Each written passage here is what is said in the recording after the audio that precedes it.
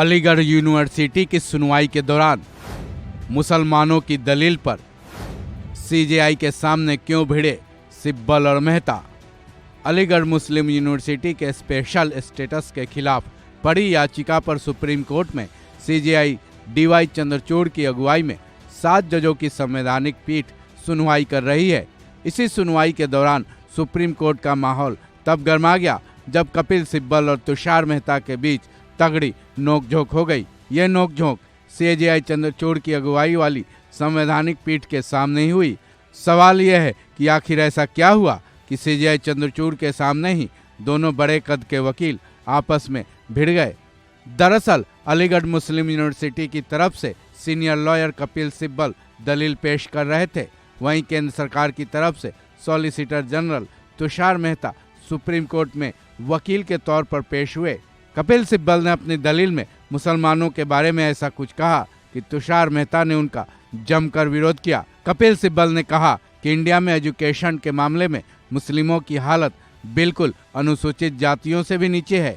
मुस्लिमों को कभी भी पर्याप्त रूप से मजबूत बनाने की तरफ काम नहीं किया गया है, लेकिन खुद को ताकतवर बनाने का एकमात्र तरीका एजुकेशन ही है।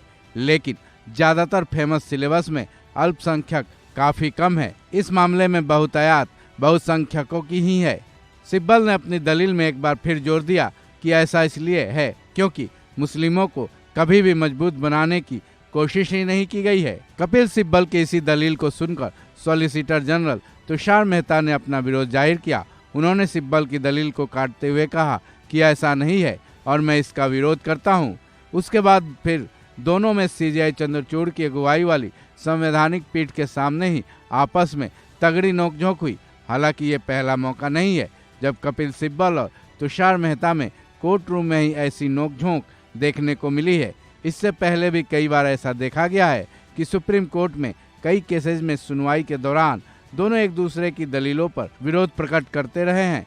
उस दौरान दोनों के बीच बहसबाजी भी तगड़ी होती रही है, जिससे कोर्ट का माहौल गर्मा जाता है। हालांकि इस बार की तरह हर बार दोनों थोड़ी देर में शांत भी हो जाते हैं। गौरतलब है कि सुप्रीम कोर्ट में अलीगढ़ यूनिवर्सिटी की अल्पसंख्यक का दर्जा समाप्त करने की याचिका केंद्र सरकार ने डाली थी, जिसके बाद सुप्रीम कोर्ट ने उसे 7 जजों की संवैधानिक पीठ में भेज दिया था। इस संवैधानिक पीठ की अगुवाई सीजेआई चंद्रचूड़ कर रहे हैं। फिलहाल इस केस में कोई फैसला तो नहीं आया है, क्योंकि उम्मीद है कि इस याचिका पर सुनवाई मैराथन चलेगी।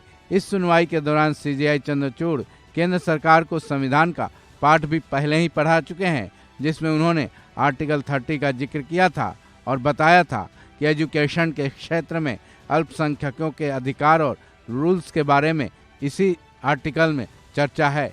इस खबर में बस इतना ही। बाकी अपडेट्स के लिए जुड़े रहें वन इंडिया हिंदी के साथ।